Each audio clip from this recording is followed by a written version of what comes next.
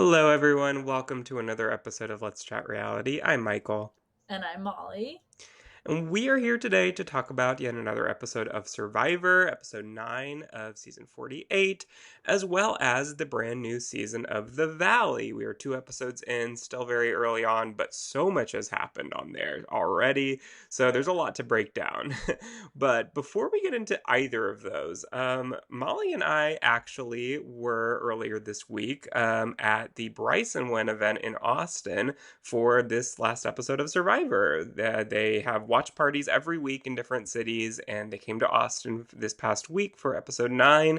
And not only were there tons of reality stars there, and it was so much fun to meet, but we had 3 surprise guests from this season of Survivor. Joe, Mitch, and Camilla were all there, and it was so much fun. Molly, what did you think of the event? Yeah, I loved the event. It was so much fun getting to meet everyone, and especially from the season, Joe, Camilla, and Mitch who were there was such a surprise because I had a feeling I knew Mitch was going to be there because Mitch lives close by, but I had no idea that Joe and Camilla were going to be there. So that was really exciting because they're still on the season and they've been crushing it, and they're some of our favorites. So that made it for even more exciting time to watch it there with them also there. So it was just a fun time overall, and also we had some friends there. Shout out to Jenna and Noah and Talia who also came with us, so that was fun. Yeah, I had a blast. It was really, really cool. Not only was Mitch there, but his entire family was there. And I was a little bit nervous that I was like, oh my God, is everyone from Mitch's family there? Because this is like the last episode that Mitch is going to be on. And even right up till the very end, I was had that fear, as we'll discuss. But no, it turned out to be a very celebratory episode for both Joe and Mitch, I would say, who were both there. And it was just really cool. I mean, I'm sure videos out there of the moment when Joe wins immunity, when Mitch survives the vote, like just everyone cheering, and it's just really cool. I mean, I feel like we've gotten, I will say, with this and last season with the Operation Italy episode, we've had 2 pretty good episodes that we've gotten to watch in front of a big crowd with a bunch of Survivor fans. So we're pretty lucky in that regard, I think. Yeah, no, it makes it so much fun when everyone's just cheering for the same reason at the episode. Because usually when you're watching it, you're only watching with at least like maybe yourself or one other person at most, kind of thing. Mm-hmm. So, or maybe sometimes more. But when it's over 100 people in the same area, like it's a lot of fun and a lot of good energy. And yeah, Mitch has a lot of family and friends in the Austin area, so it's really nice to see all the support he has because I had seen some of them before when he hosted his own watch party, like a few weeks ago as well. But this was a bigger event, obviously. But they also showed up for this too, which was fun. Yeah, for sure. And then there were a bunch of other people from different shows in there as well. Quinn from Big Brother was sitting right next to us for one of the segments of the episode, which was so cool. So like out of body experience to just be like randomly like chatting with Quinn during the episode. And Philip from Deal or No Deal Island season 2 was there, and Maria from Survivor 46, Tevin from Survivor 46. Who else was there? Molly, refresh my memory. Oh, um Jordan from the Circle Jordan, yes, of course, and and Daniel from the Daniel season 3 of the Circle, and and Jack from season Jack two. from season 2. Oh yes, who also is with Bryce and Wendell does their Survivor News episode of their podcast. So all 3 of them were there, of course, and yeah, I'm sure Asia from season 47. Plenty of people that were just really, really cool to meet, and yeah, had a blast. I hope they come back to Texas. I know they said they will for future seasons, at least once during each season. And yeah, I would definitely recommend anyone who's listening to this, if they come to your city or close by, I'd say it's absolutely worth it to go. They always put on a really, really great event and have a bunch of people there. You will not be disappointed. So yeah, it was so much fun. Yes, agreed. Big proponent of Bryson Wynn. Yes. Well, let's get into this episode then that we watched at that event. So we start out the episode right after last week's tribal council, of course. David goes up to Camilla and he does tell her that he floated her name because he thought that Chrissy would play her shot in the dark. not entirely the truth there, but Camilla doesn't believe him. He says, she says right to his face that you are a terrible liar, and she says in her confessional even more. She says that he's dead to her. Um, what were your thoughts on that? Do you think that did you think that David could have been more convincing, or that Camilla, no matter what, wasn't going to believe him? Yeah, I don't think Camilla was gonna believe him no matter what. I think at this point, like they've already not wanted to work together. Like she's not gonna trust him. So I believe Camilla obviously that I want her to win, and I think she's smart. So I don't feel the same way towards David. So I feel like that was just like I agree with Camilla on this one.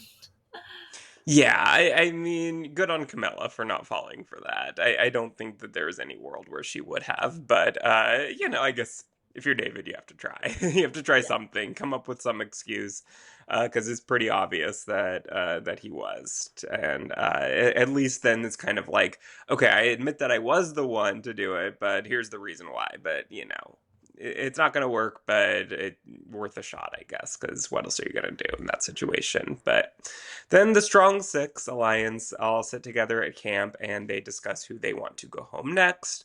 Eva first floats Mitch's name since he's the most likely to win immunity challenges of everybody who's not in their group.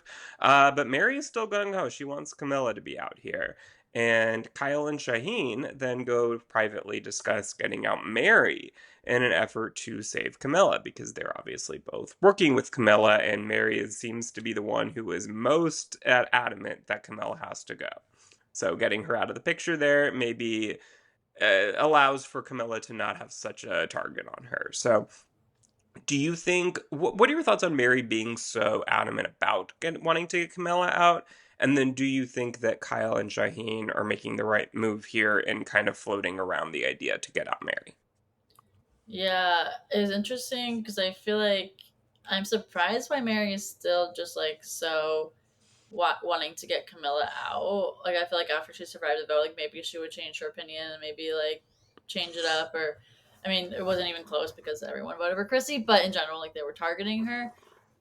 So I honestly like I feel like I don't know. I want to support both Mary and Camilla, but here I'm like, I don't want to support Mary in this situation because I don't want her to get out Camilla.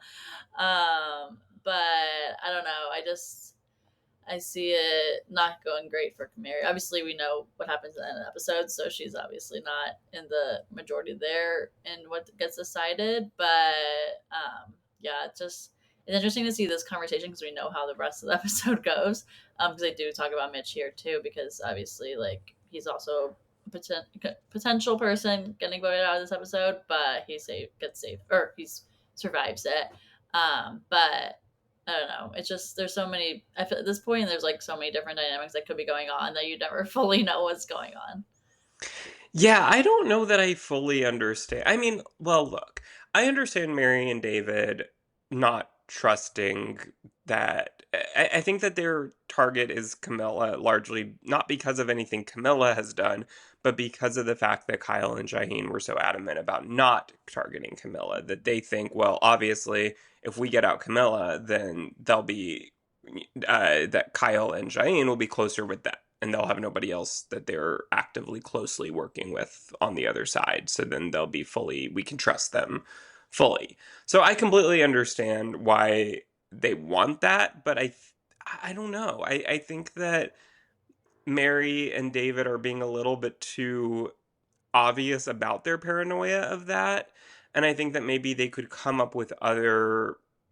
to come up with other explanations when Kyle and Shaheen are around that don't make it obvious that they're on to them. Because I think if I'm Kyle or Shaheen and I know that they're kind of they're on to me about how close I am with Camilla, my first reaction isn't going to be, oh, I need to get Camilla out. It's going to be like, I need to get them out because they're too smart.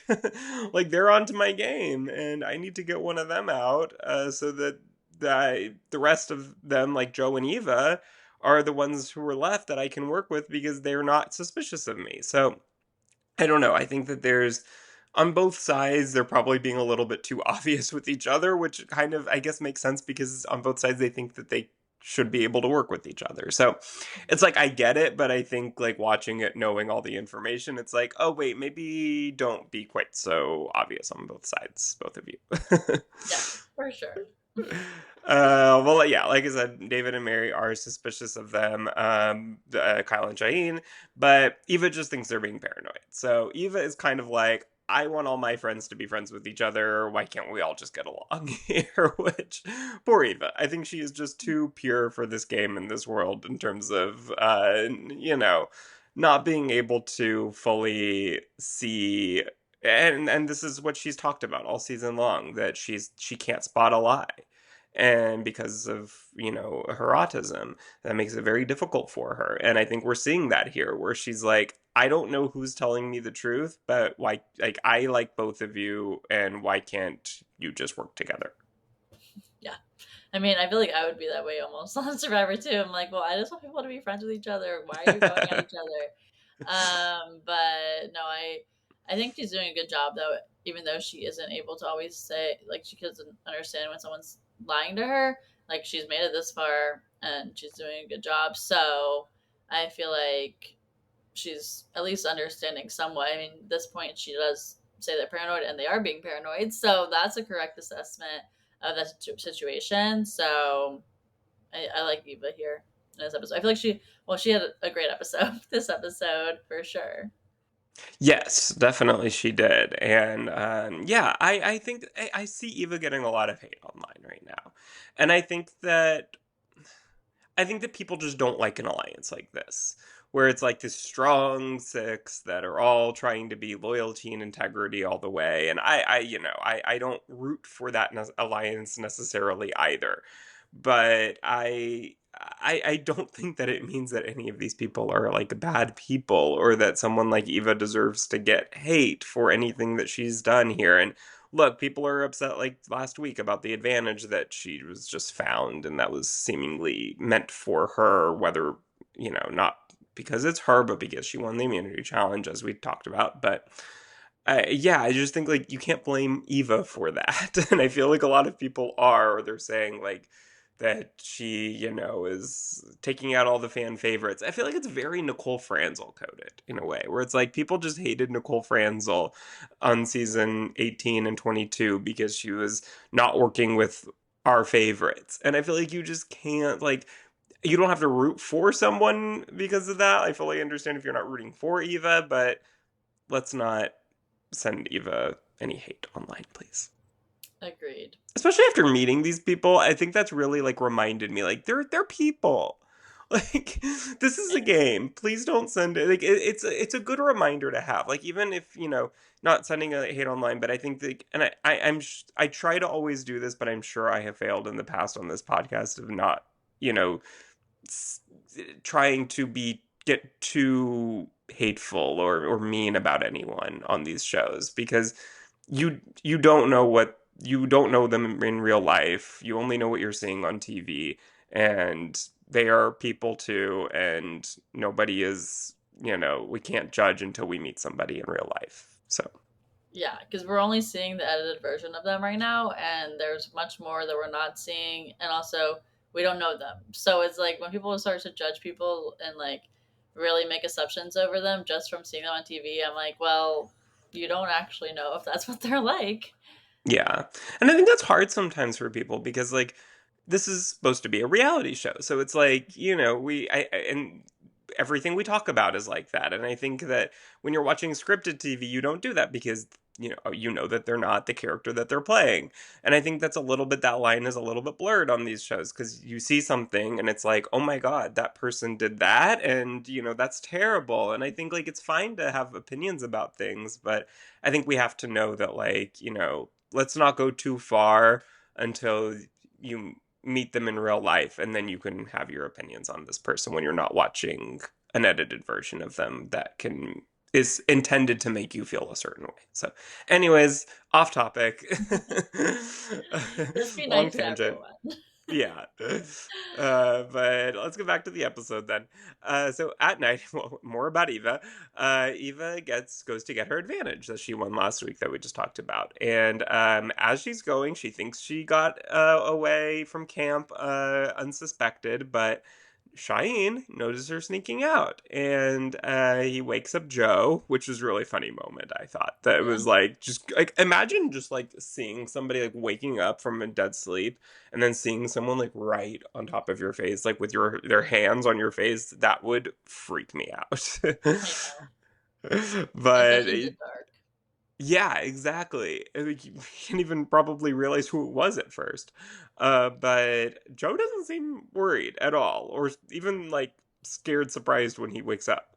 But he's like, "Yeah, I trust Eva. Like, I trust that she will tell me what I need to know when I need to know it." And I think everyone deserves an ally like Joe. I mean, that is some loyalty to not even be concerned when somebody's going to get an advantage that they haven't told you about yet that they got a clue for. Right. Like that would set some alarm bells in my head, I think. Yeah, no, I agree. I mean, we obviously know Joe and Eva have such a good relationship that I think at that point he wasn't worried, and he still wasn't, and he found out the next day, so it worked out. Exactly. Yeah. No, he was exactly right that she did tell him once she got it. But I think until that moment, I think I personally would have been a little bit worried that she wasn't going to tell Yeah, me. So, but that's a good thing to know. Like, I think that's a really good test for Joe to be like, okay, I know now that Eva has gone to get an advantage. I'm gonna wait. I'm not gonna say anything. I'm not gonna say that I saw her or he didn't see her, but heard that she went, and I'm going to see if she tells me. And I think like that is a great test of somebody. That's very rare to have a moment like that in this game where you know for a fact that somebody has something and just get the opportunity to like see whether they tell you about it. But if he was testing her, she passed with flying colors, I would say. But let's get into what the disadvantage is that she got. So she immediately gets an extra vote, but she has an opportunity to risk it for a 50-50 chance at either getting a safety without power, or the other option would be losing her vote. Would you risk it? I think so. I think with the 50-50 shot, it's not too, like, the odds there aren't that bad that I would have gone, because the safety without power is so much better than just having an extra vote, that I would have wanted that also. Yeah, I think an extra vote is really valuable if you're on the bottom, but Eva's not. And so I think for her, having an extra vote, at least right now, is kind of worthless. So I think yes, in this case, absolutely. I think she made the right decision to risk it, and she was successful. She did get the safety without power, and then she has an opportunity to risk it yet again. So she has a 1/3 a chance now of getting an idol, and the other two options would be that yet again she loses her vote. So here, would you risk it again? Here, I think, I mean, Eva obviously has an idol right now, so I think it was smart for her not to get the idol. But I think if I felt like I was not safe or on the bottom, I would have maybe risked for to get the idol as well. But I don't know. It's riskier here, so I think I might have just walked away like Eva does. Yeah, I mean, I just feel like there's not enough difference between the safety without power and an idol because the only difference that I imagine is that she gets a vote still if she has an idol. Yeah, But the this safety makes without it power, you're farther. still safe. Well, sorry. This the idol makes you go to the final five, but you can only use the Oh, until final safety without power six. until final seven. Yeah, Oh, seven? Oh, wow. Okay. I didn't yeah. even catch that. Okay. So, I mean, okay. Yeah, that would be a little bit more valuable then, but I think still it's just not worth it. Like I think the safety without power is powerful enough that I think it she already has an idol like you said. So it's like if she didn't have an idol already, maybe I would think about it a little bit more, but I still don't think that I would do it. But absolutely here, yeah, no, definitely keep it. Just don't risk it again, which she doesn't. She decides to keep the safety without power. And then, like you said, she the next morning tells Cheyenne, Joe, and Kyle, even though she said in her confessional last week that she was like, I'm not telling anyone about this. I'm keeping this all to myself. But so I wonder if she got some sort of win maybe from Cheyenne, who said like, hey, Eva, I caught you like sneaking out camp. And Yeah. so I wonder if that was why she decided to tell, or if she's just like, I don't think I can lie for this long to my close allies. Like I need to tell them that what I have so that we can make the best decisions of when to use it together. Yeah. No, that's true. I could see Shaheen kind of maybe mentioning something to Eva, but I'm glad that she decided to tell them because obviously now then it even proves more so that Joe was right to not be worried about her, and that he was trusting her, and it worked out that she found it and got it, and then told her closest people, so it worked out there. Yes, for sure. Well, then David goes to talk to Joe and Eva about his suspicions about Cheyenne and Kyle working with Camilla. David tells Joe, now this is a big moment in this episode, that David tells Joe that last week he went back on his word, and that, originally the vote was going to be Camilla, and that was what Joe agreed to.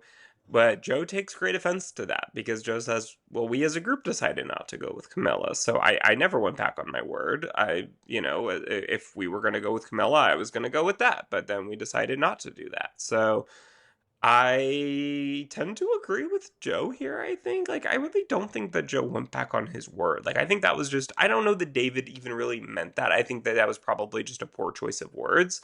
But if I'm Joe, I don't know that I would take personal offense to it, which I don't know that Joe did either, but I just think, like, I'm like, do I really want to work closely with somebody who is accusing me of going back on my word and like trying to guilt me into this? I don't know. I think that I would certainly that would make me turn my head a little bit. Yeah, I agree. And obviously, it does make Joe then question his loyalty there with David, just because he doesn't want to feel that David doesn't trust him either. And him saying that to Joe kind of makes it sound like, well, was David even on my side here, kind of thing of, well, he's bringing this up that I wasn't sticking to my word when Joe didn't feel that he wasn't sticking to his word. So it put up those red flags for him. Yeah, definitely. I just think that David is the type of person who is just so incredibly loyal and trusting and like I think that David and Joe originally really bonded over that, but I think Joe has a little bit more game savvy and can see the difference between like okay, like I'm being loyal to my alliance by being flexible with my alliance and doing whatever we decide on versus David, who I think it's like, well, you said you were going to do this and you didn't do that. And it's just so very black and white. So I don't know. I think that they maybe like both have the same intentions of like being loyal and being trusting, but just have two different definitions of maybe what that looks like. Yeah, no, that makes sense. Well, then we get a very touching moment where Kyle talks to Joe about his past trouble with the law as a kid and why the tension with David that they had yesterday was triggering for him. And Joe is very, understanding of that. And I think that that made Joe, it seemed like that conversation made Joe kind of make his decision here, I think, where he's like, I need to go with Kyle and I trust Kyle. Like Kyle's opening up to me and David is moving weirdly these last couple days. And so he's being too paranoid. And I think that this bonding conversation seemed to really be kind of a turning point where Joe was like, I need to talk to Eva. We need to figure this out. Yeah, I agree. This was really smart on Kyle. I mean, obviously it's a touching story, but right timing to bring it up here and talk to Joe about it. And Joe was obviously so understanding and so nice about all this kind of stuff and hearing these stories. So it was really nice to see that their bond got closer. And then here we know that now like they'll work together instead of Joe wanting to work with David as much. So that's big for Kyle. Yeah, and Joe then does go to talk to Eva and expresses his concerns about David and Mary's paranoia. Eva still isn't seemingly 100% sure of what she wants to do, but it certainly seems like Joe is really leaning towards not working as closely at the very least with David and Mary, and that he doesn't love the way that they're moving with how paranoid they're being, that they're kind of causing infighting within the group, and that's not needed. And we need to kind of keep an eye out for that at the very least here.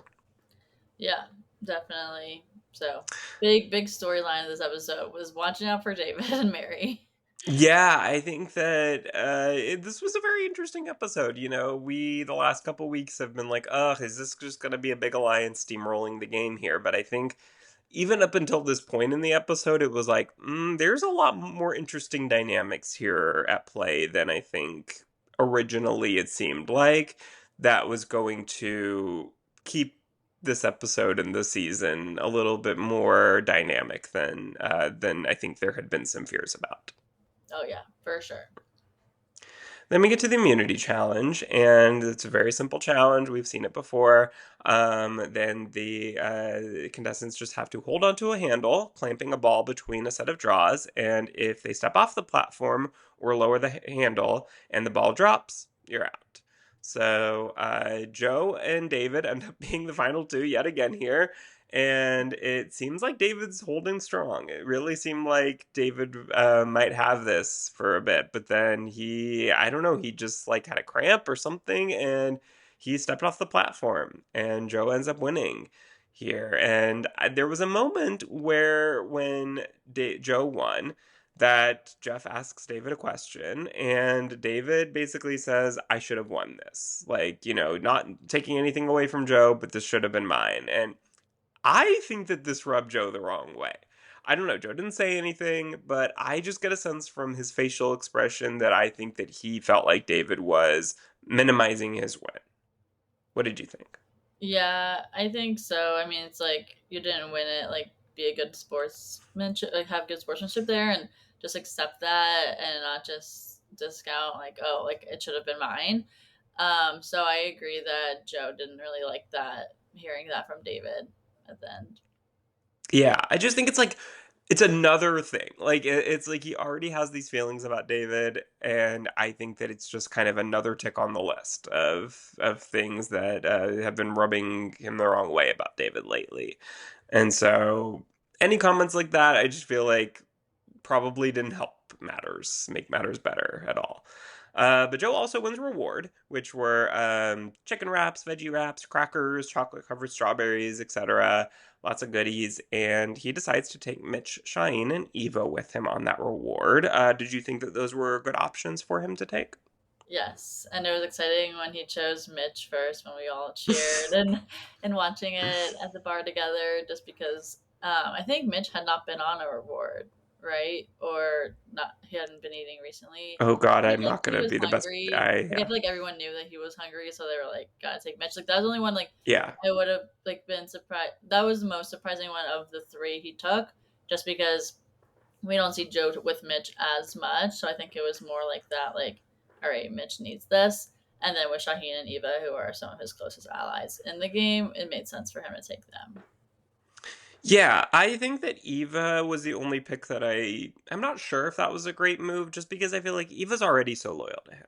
Like in a game sense, I'm sure he wanted her there in a personal sense, but like in a game sense, I just feel like if you didn't pick Eva, she's still going to be 100% loyal to you. Like I feel like maybe it would have been, I don't know, maybe he should have taken someone like David or Mary just to kind of like keep their paranoia off, like of that anything would be going wrong. Like or to make sure that they don't go back to camp and like feed misinformation. I don't know. Like there's that would have maybe just been my guess of what would have maybe been a better move, but it all worked out in the end. So what am I just picking at straws here? But Yeah. And in that um, moment, Joe just went with his heart, basically. yeah, it seemed like it. It seemed like he kind of, Mitch was the main one that he wanted to make sure got there, and then, everyone after that was just a bonus that he got to add in. Yeah. So David and Mary, back at camp, decide to vote out Mitch because they think that Shaheen may have an idol that he will play on Camilla. So they want to avoid any of that potential and just go for Mitch because it's unlikely that he would use the idol on Mitch. Then Star walks up to them, and I'm like, whoa, out of nowhere, Star, we haven't seen you this entire episode. And you're like, I want y'all to vote for Shaheen. Like, well, where did that come from? That was so funny. But they explain to kind of their thinking to Star, and they convince her, she's okay with voting out Mitch instead. So that's kind of where they end that conversation with the idea that Mitch is going to be the one to go tonight. But then Eva tells Kyle about the plan, and Kyle tells her that out of principle, he is now considering voting for David. And this freaks Eva out a little bit. Because obviously Eva's very close to David and is conflicted, I think, of what to do, because she knows that Joe is also kind of feeling this way about David, and the walls are coming in a little bit, and it's kind of going to be a tricky situation for her to be in because she is so close to David, but also so close to a lot of people who are now wanting David out. So Joe and Eva discuss what they want to do. I'm sure they made a decision here, but we didn't get to see it before they went to Tribal. But I would say going in here, kind of, what did you think that Eva and Joe, I guess, were going to do, and what do you think they should have done? Well, we were getting nervous watching it live. We're like, well, we're here with Mitch and his entire family. Like, is he getting sent home in this episode? But luckily it didn't happen that way. But I was actually really nervous that it was going to be Mitch just because of the situation of, like, we didn't know of who Joe and Eva were going to go for. I'm glad they went for David over Mitch just because obviously I like Mitch more. But I think it was smart also in the gameplay of things because Mitch hasn't really been as, like, strong, I guess, in terms of, like, David's being very vocal and showcasing, like, he's not afraid to make moves and all that kind of stuff, that I think it's good to have Mitch on their side now instead of, like, having kept David and then David could have gone for one of them. Yeah, I'm very, very glad that it was David and not Mitch. Not only because Mitch was there with us watching the episode and that would have been very uncomfortable, but I just really like Mitch. And I obviously want Mitch to stay, and I want this big alliance to be broken up a bit so that they don't just steamroll the entire game. But if I have to just put on my logical cap without any emotions in it, I think this was the wrong move for them because David, as paranoid as he may have seemed, David was right. David actually was right about Shaheen and Kyle working with Camilla. Like, that is a true assessment of the situation.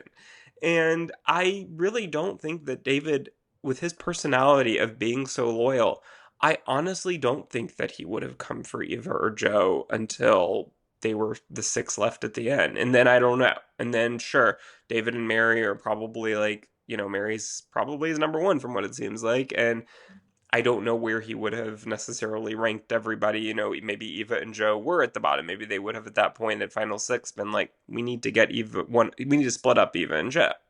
So that's very possible that he would have done that. But that's a little ways away at this point. Like, I think that this was a very good move for TV purposes, but maybe not the best strategically for them. Yeah, that's fair. And we'll have to wait to see what happens now with the rest of the episodes, but hopefully we'll have to just wait and see. Yeah. And look, like, there's other ways to think about it. If I'm really fleshing out the situation, like, David is a huge immunity threat, of course. So, like, is this opening up a possibility for Joe to win more immunities? Probably, or Eva too, of course. Yeah. But Joe seems to be the one in all these immunities that's kind of at the very end, final two with David. Yeah. So that's the only reason why I kind of called out Joe there. But Eva too. Eva's one immunity, with the bowl. So it certainly opens up that possibility for them to be the ones now getting safety themselves, winning immunities rather than David. So if they trust each other more than they trust him, then that's a good move. So Look, I think it's to be determined, I guess, whether this will pan out to be a good move for them. But at this very moment, my first reaction was just like, I'm really glad it happened, but I don't know. I can't say that this was necessarily the best move for their games. But we'll see. We will see. But yeah, so it turns out that David is voted out in a 6-3 vote. The three votes were not David, were obviously David himself, Mary, and Star. So I don't know. I guess Star, they just didn't clue into the plan, I would assume. Yeah, that's what it seems like. We like barely have seen Star in any of these episodes recently, so I'm hoping we get to see more of Star coming up because I miss seeing her on my screen. I do too. I love Star. She's a queen. And we got a fun moment with her in this episode where Mitch helps her learn how to swim. So that was a cute moment. But yeah, other than that and that little pop up of Star to tell him to vote out Shaheen, that was kind of all we saw of her in this episode, which, I think that that's probably not great for like a winning edit. But it could mean that she's going far. It may mean that just like she's not really brought up in discussions of who to vote out and not necessarily making a huge impact strategically, but that could very well mean that she kind of gets drug along a few more weeks here until I could see her going out like, I don't know, fifth or maybe losing fire making, something like that, where, she's not quite significant enough strategically to where she's like going to be one of the final three that they need to make it seem like she has a case to win, but gets far enough where it's like at this point it's still kind of early on, like we don't necessarily need to show a lot of her. Yeah, for sure. All right, well that does it for Survivor this week, and let's move on to the Valley. Molly, take it away. Yeah, so the Valley season 2 just started. We just have 2 episodes so far to recap, but we'll dive more into episode 2. Just first off, though, for the premiere episode, I feel like we got a lot in that premiere, and I felt like I was like, "Wow, is this season is gonna be a lot of drama? If this is what we're getting just in episode 1." Which obviously we knew the Valley was going to be good because of all the stuff going on in their lives. Last season, we had married people. This season, we have separated, almost divorced people, and with kids involved, and like so much has changed in their lives that just makes for drama in itself. So, and obviously, these people are very drama prone people too. So I think that there's so much going on here that it's going to be a good season. What about you, Michael? Yeah, I mean, I've been looking forward to this season ever since it was filming, which was last summer. And I have heard a lot about, I mean, Alex Baskin, who's an executive producer on this show, he also does, created the Housewives franchise as a whole. And he works on Orange County and Beverly Hills as well. And he has been saying that this is like one of the best seasons he's ever produced. Like, it's just so much going on. And I mean, there's just like, for those who don't remember, The Valley is a spinoff of Vanderpump Rules that features Jax, Taylor, Brittany Cartwright, and Kristen Doty, who are all on Vanderpump Rules, as well as a bunch of new faces who are kind of within their friend group. We have Jesse and Michelle Lawley, who were married last season when they first joined, or no longer together. We have Nia and Danny, who are new and still married couple. Janet and Jason, who Janet kind of popped up on Vanderpump Rules a couple times here and there back in the days, since she's been friends with this group for a while. But we're getting to see much more of her now. And we have Jasmine and Zach, who were friends of the cast last season and full time this season. So we're getting to know a little bit more about them and their relationships as well, which is fun. But yeah, so much has happened since last season. Brittany and Jax were still together last season, although at the very end of the season, we kind of got like a 3 months later type of thing where they announced that they were separated. And then same with Jesse and Michelle. So, but it seems like even though, we didn't get a reunion for last season, so I feel like because of that, it feels like so much more has changed. Whereas if we had gotten a reunion kind of in between there to update us, I think it would have felt like, okay, we're kind of, starting right where we ended, but it feels like there's a lot to catch up on already. And yeah, it's going to be great. I'm so excited. Oh yes, definitely. And I feel like not even just like there's drama within the friends, not just the couples. So, for example, like Janet and Kristen and Zach are having issues right now. So, in this second episode, we started off with seeing Janet telling Brittany and Jasmine about her conversation with Kristen at Brittany's party. So, at Brittany's white party, Janet and Kristen were just discussing like how, which we saw the clip of the podcast, which from Gabbing with Gibson. So shout out to him. We had him on the Yes, that was pod. so cool to see Yeah, our friend Gibson on on 2 episodes. He was yeah, both on the premiere and last week for like a long period of time. They showed that clip and showed his logo, which that was really cool. I sent him a message and I was like, "This is really cool," because he told us that there was a potential that he was going to be featured on that clip was going to be featured, and so I've been waiting for it. I was excited when I saw it.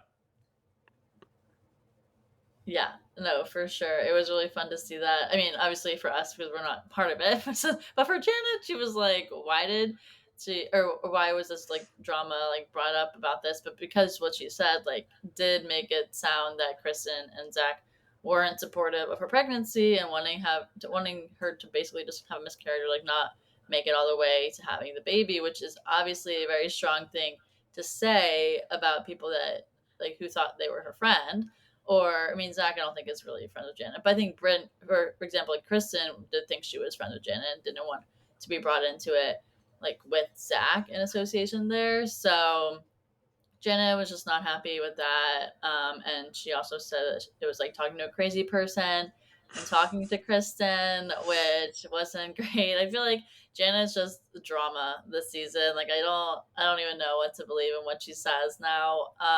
But what were your thoughts? Yeah, I feel like this is a very classic example of somebody who season one is fully herself, totally honest with her feelings and opinions and everything.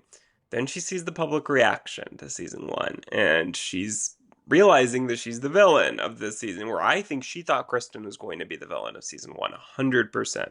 And she got the whole group basically to be against Kristen. I tried to ice her out of all these events. And then anytime you do that, this is a rookie mistake, I think, on these shows. Anytime you ice someone out to that degree, the audience starts to feel bad for them, no matter what they did. The audience is always going to feel bad for somebody who is iced out of filming and basically like trying to be fired by the rest of the cast. And I think anytime you try to play casting like that and try to play producer in that way, it's never going to work out. It's only going to make that person more relevant. And we talked about that last season. And I think that she is now trying to get back in the audience's good graces. But the problem is that Kristen's not having any of it. Kristen is like, I don't need your good graces anymore. The audience is on my side. Like, Yeah. you're gonna have to do better than that.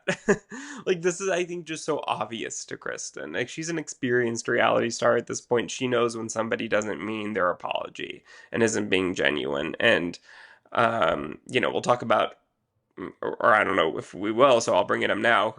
That Jesse's apologies to Kristen as well, and I think that's night and day. Kristen's reaction to these, because Jesse actually gave an apology that didn't come with all these other excuses of like, but it's Zach's fault. Like Jesse was like, no, I don't like what I did. And, I don't know how genuine that was either, to be honest. Like, I think it's very possible that Jesse also just saw the audience's reaction and wants to be, back in. But at least he gave a good apology for it. That didn't come with any ifs, ands, or buts. It was just, I was wrong. I'm sorry. You were right. Let's move on. And I think if Janet had done that, I think that Kristen and her weren't ever going to be like friends again.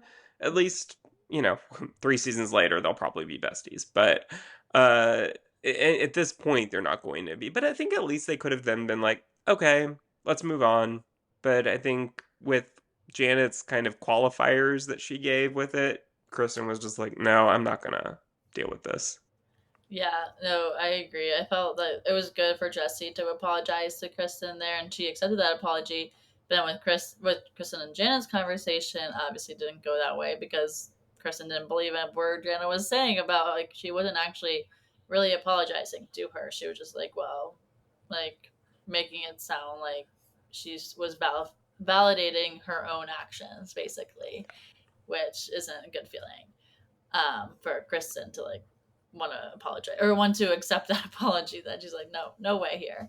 But we're definitely going to be seeing more of that this season. So stay tuned Oh yeah, definitely. I mean, on in the that. trailer, we saw more of that where Janet and Kristen were going at it a bit. So that's story's not over there. But then we see Kristen goes over to Jax's and he tried to talk to her about what led to his fight with Brittany and that why he was throwing things at her and injuring her, which shouldn't be have excuses for. He just should apologize. But he's upset that nobody checks in on him, and she tells him that he needs to control his rage and get help, and he does need help. But she also doesn't understand how this isn't his rock bottom since he can't be with his son alone. Like it feels like Jax keeps on being like, well, it could be worse, and it's obviously like what could be worse? Like this is bad. And Kristen here was being a good friend, though I feel like she was at least listening to him. But I think she was being too nice in the situation. Like she was like not like mean, shouldn't be mean, but I think she should have been a little bit more strongly like this is really messed up. Like I think Kristen does that a lot of times, and here I think she was like not sure how Jax would react to her saying certain things that she was kind of teeing the line a little bit, but obviously it's good that she's talking to him, and she's on Brittany's side here, but like is obviously just like, well, get help.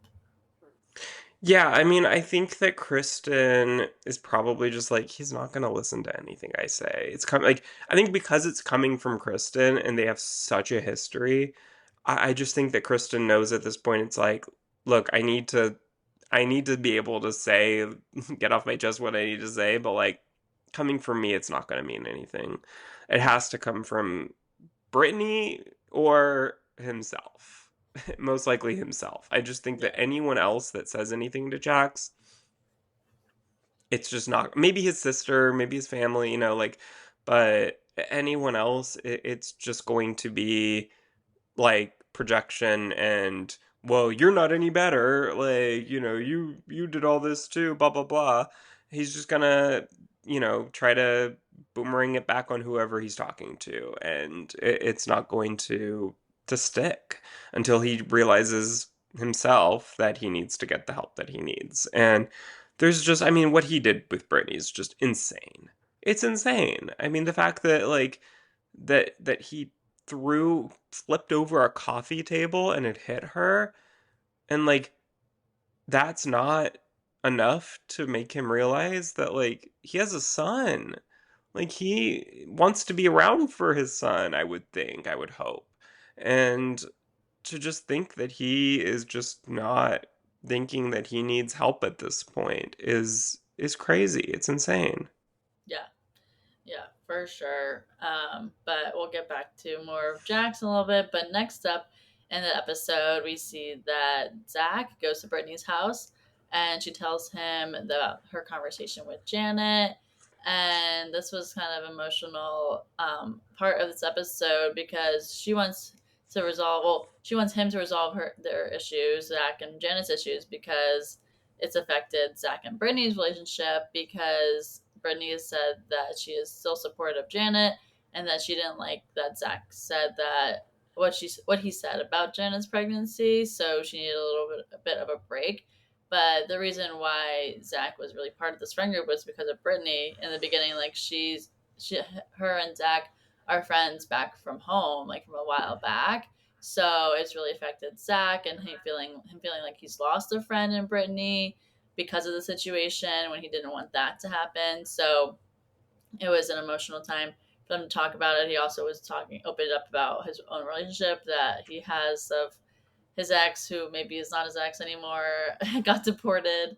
So he was going through it. But it was nice to see that Brittany was there, like able to talk with him, and it felt like they are gonna move on, or like at least get to a better place. Yeah, I think they'll be fine. Like, I really don't. I think that this is just simply a case of that Brittany didn't like what it seems like. I kind of would assume that Brittany saw on TV what Zach was saying about Janet. And what he said, I believe, was Janet said something about, like, oh, I'm pregnant, like, this fighting's not good for my baby, like, I'm however many months in, like, I can't deal with this. And Zach was just kind of like, I don't care. And I think that's seemingly, unless there was something else that Zach said off camera that was more direct, of, I don't want Janet's baby to come to full term, which I can't even imagine. I can't fathom that Zach would say something like that, or that anyone would say something like that. But I think that's what it seems like Janet has been referring to all this time, of basically making that out to be Zach saying that she doesn't want Janet's baby to come to full term, which is not what he said. Like, I just think that Zach was just like, I don't think that he was thinking that much about it. Like, it was in the moment, kind of Zach, like Janet trying to, end the fighting and whatever, the argument was, by saying, I'm pregnant. And Zach was like, no, I don't, like, we need to have this conversation. Like, I don't care. Like, it's just kind of like that in the moment, like, no, I don't care. Like, let me say what I need to say. And I think that a lot of people would say something like that. And I just think for Janet to then, like, hold on to this for so long and use this and manipulate, it seems like, Brittany and Michelle and all these people to kind of be like, to make them think that that's what he said and meant. I just think, I don't know. But it seems like there's so many people who feel this way about Zach from watching the after show. It seemed like a lot of people were like, yeah, we needed a break from Zach after all this. Like, that I couldn't support what Zach was saying and how he was talking. And so I'm like, maybe there were things that we missed, or like parts that were cut. I don't know. But I'd be curious. I hope that this gets discussed at the reunion. Like, was this the moment that you were referring to, or was there something else that was said that we are not aware of, that we're not privy to? So I don't know. I'd be very interested to hear about that, because if it's just that, I think that's a little ridiculous. Yeah. Oh, I know. I feel like we really need some clarification on that, because right now it's just like a he said, she said situation of things. But I think hopefully Zach and Janet can maybe get something resolved towards the end of the season, so that there's not as much drama there. But we'll have to wait and see what happens. But next up in this episode, we see Jesse and Michelle meeting to discuss their custody schedule. So they're still in their separation phase. They haven't fully gotten to divorce yet, but they both have moved on and are dating other people. And so they've obviously know they were not right for each other, which is good. But now they have to co-parent, and that's another struggle in itself. So they argue a lot here, in this conversation. First, about because Jesse is traveling and leaving their daughter Isabella with nannies, and Jesse says that Michelle cheated on him twice, and then Michelle is saying that Sheena told her that Jesse's new girlfriend is sleeping with other people. So they're just bringing up everything here. And then this was the first time Jesse is hearing this. So he's like, well, can you confirm this? And he's like, and Michelle says yes, and actually gets Sheena on the phone, who's the one who shared the information. So they call up Sheena, and she confirms it and says it's the guy from Baywatch. So there's a lot of stuff going on in this conversation, and I feel like they didn't even really resolve anything, and it just left Jesse feeling like, what is going on in my life? But overall, like, it's obviously hard, I think, when they're still navigating this new phase. But I don't know. It's going to be messy. I feel like just what's going to go on with their daughter, because they both really want to spend time with her, and they just can't physically get that if they're not together. I I love that Sheena just knows everything at all times. She knows where everyone is because she has everyone's location. She knows all the gossip. She knows, like, I don't know what it is, but everyone just tells Sheena everything. Like, she Yeah. just knows everything before the person who it's about knows what's happening. So when she said, when he was like, "Who told you that?" She was like, "Sheena." I was like, "Of course!" Like that. I audibly laughed out loud. I think when she said that. But yeah, I mean, they're just so toxic. They are Yeah. so toxic. They're both so toxic, and I hope that this isn't going on around the kids and or their daughter. Just one daughter. But yeah, I think I don't know. I can see why Michelle would be upset about Jesse traveling all the time and leaving Isabella with nannies, but I also just don't think that Michelle is quite as innocent as she likes to make people think that she is, with kind of participating in the toxicity of what's going on with their relationship. And I hope that at some point we see Jesse's new girlfriend on the show. I don't think we are this season, but who knows? Maybe next. Well, we know we're not this season. I mean, she's giving people NDAs and threatening to sue. But yeah, this whole thing. I want to know who the guy from Baywatch is. Yeah. I love that there's always this mystery surrounding this couple. Like last season, it was like, ooh, who is Michelle sleeping with? The director. I think it's Quentin Tarantino. We came up with, or she admitted to it, I think, like on her podcast a couple weeks ago. So maybe we'll find out who the guy from Baywatch is soon. But yeah, there's a lot going on here that I'm sure we will flesh out throughout the season. Yes, for sure. But yeah, we'll have to wait and see what's going on there. But next up, we see Danny and Jason go and meet Jax and see how he's doing. And he tells them that he is going to check into a treatment center for 30 days. So this was good just to see that Jax actually was taking advice and realizing that he needed help and going to get help. So this was a good moment that Danny and Jason were able to see that Jax was actually trying and is gonna do it. Yeah, I look, I don't know. I still don't think that at this moment he truly thought he needed help. My understanding of the situation, and I could be wrong about this, is that I think basically producers told him, "Hey, either you go get help or you're fired." Basically, like you need to go to this treatment center or and I think Brittany kind of alluded to that in their argument later where she was like, if you don't stay the full 30 days, you're going to lose your job. I'm getting a restraining order and filing for divorce. Like, and I think losing your job, that was kind of breaking the fourth wall a bit and being like, if you don't stay the full 30 days, Bravo's firing you. So, Yeah. and I'm going to make sure that that happens, type of thing. So I think that he was just in denial still at this point, and he's trying to make it seem like this was something he realized he needed to do on his own, but I really don't think it was. I think he's doing it begrudgingly because he has to. Yeah.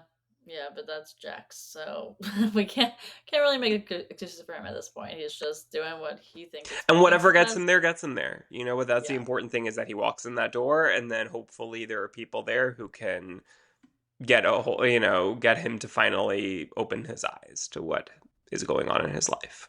Yes, for sure. And then next up, we see that Brittany, Janet, and Michelle have brunch, and Brittany tells them that she found a thong and wipes on her bathroom counter. So she was not happy to see that, and broke the rule, or Jax broke the rule that they were he was having someone over, which she has never invited anyone to sleep over at the house. She has her own apartment, so when she has sleepovers, they're not at the house. So Brittany was not very happy to see that. And Yeah, I don't think anyone would be. yeah, There was also a security camera footage that we saw of the girl leaving, and yeah, I think, oh, it's just so gross. I don't know. Like, I think that Jax is just kind of like, I'm Jax Taylor. I can do whatever I want, and you're gonna have to deal with it. And I think that's truly kind of the mentality that he's had all this time. Is like, that he finds one little thing that Brittany does that, yes, like, should she have hooked up with one of Jax's friends? My understanding is that it's not like they were best friends, but like, maybe not the best idea to just go with anyone who Jax has any familiarity with, because you know that this is going to cause more drama in your life with your relationship with him, who is the father of your child. Like, whether you have an attraction or not, or want to do this just to kind of like get at Jax because you knew that this was going to bother him, like, I could see that and I support it in a lot of ways, but like, I just think for the sake of now, because you have a kid, I just think that maybe it would have been better for Brittany to kind of like stay away from that, even though if it technically violates whatever agreement you came up with or not. But I don't think that whatever Brittany did, she does not deserve 1/100th of what Jax has done to her since then. Yeah, exactly. It's not comparable. And then also at this lunch or the brunch, we see that Michelle reveals she got a text from Jesse's girlfriend threatening to send her a cease and desist. So that's why we're not gonna see her this season. But I feel like that's just even more drama and toxicity there. So that's not great for Michelle, Yeah. obviously. I wonder why she is so hell bent on like not even being mentioned on the show. I guess just because she doesn't want to be portrayed like in a certain way of being like the other woman or something like that. But like, is there something she's afraid of that like they're gonna say about her? I don't know. That just feels weird to me. Like, I can understand being like, no, I don't want to be a part of this, but like to be sending like threatening texts and cease and desist to current cast members, it's like maybe there's something there that we should look into that you don't want coming up. I don't know. Yeah, I don't know what it is either. And then Janet also got the same text, so which was interesting to hear that. Yeah, I think it would just make me curious. Like, Yeah, okay, you're that hell bent on this. Like, what are you hiding? yeah.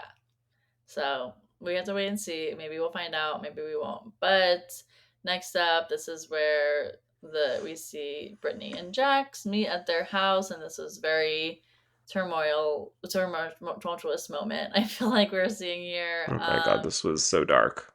Yeah. But Brittany is angry because Jax had a girl over to the house right before and she caught it on camera. So she mentions that to him and he admits to it, but says that she did the same thing by hooking up with his friend. So this is why bringing back up that Jax doesn't like that Brittany's hooking up with his friend Julian. But Brittany explains that it's different and that he came to her Airbnb and not to their house because Brittany got an Airbnb because she's smart. And Brittany then also outs Jax for having his coke addiction and says that she'll get full custody and a restraining order if he doesn't stay the full 30 days at the treatment center. So there was a lot going on in this segment here of them at the house. And it just felt like they just should not be in the same area together at all. But luckily, then Jax does leave and Jason comes to pick him up to drive him there. So Brittany is very relieved by that, happy that she'll get a break for 30 days while he's gone. She doesn't have to deal with him. And hopefully he gets better at the end of this, but just have to see what actually goes down. Yeah, this was just so dark. I mean, this was so toxic. They should not be in the same room together. They should do what Ariana and Tom did while they were living together and just go through a mediator to have all communication if they're going to be in the same room together, the same space together. Like, they should not be communicating or be left in a room alone together, because I think at this point it's too scary. Like, you just don't know what's going to happen there and what's going to trigger Jax, and it's really really toxic. And the fact that, I mean, like, the fact that they have a kid and the kid was there for so much, like, it was really really dark and kind of gross to watch. But it kind of makes sense now why Jax admitted his coke addiction before the season started airing, because we find out now that Brittany outed it on camera. Mhm. So, of course he has to admit to it now. Like, I think we all thought that, oh, this is so brave. Like, he's admitting this out of just nowhere, seemingly. But now we have the context of why he felt the need to do that, which, look, I'm going to still give him credit for admitting it and taking ownership of that and not trying to deny it like he did in the episode, or try to make it seem like Brittany is the same way, like he tends to do. So, sure, give him that credit, but I think we found out now why he did that. But yeah, it was just, I mean, Jack's just trying to spin and turn everything against Brittany and make everything seem like it's Brittany's fault, and that he said, "I'm never gonna forgive you for this. Like, I will never ever forgive you." Like, it's forgive her for what? Like, I don't know. It's just like it's just really, really gross to watch, like in real time, a gaslighter try to toxic spin everything and make it all Brittany's fault. And I'm glad that Brittany now is standing up for herself a little bit more than I think she would have even just a couple years ago. Oh, I know. It's really crazy to see that. Like, I obviously we saw them together last season and they were having issues, but then Brittany would sometimes like she would make excuses and be like, "Well, it's okay." And now finally she's standing her ground, which is good to see. She's had it. She's just had like all of this built up anger. It feels like now coming out also. So well, hopefully things get better for Brittany because she doesn't deserve to go through the situation she has to right now with Jax. But luckily, he is going to the treatment center. So that's at least the positive of this whole scenario here right now. But yeah, so that's it for episode 2 of The Valley. We'll be staying tuned for the rest of the season and watching every week as it's so exciting. But we'll probably just come back and recap it towards another like few weeks. But Survivor, Yeah. obviously, we're watching, and Battle Camp, we're going to be watching that, and we're talking about that next week. So make sure you guys watch that on Netflix as well. Make sure you're subscribed wherever you get your podcasts for Let's Chat Reality, and on Instagram, TikTok, and Blue Sky. You can follow us as well. And thanks so much for listening, everyone. Bye, everyone.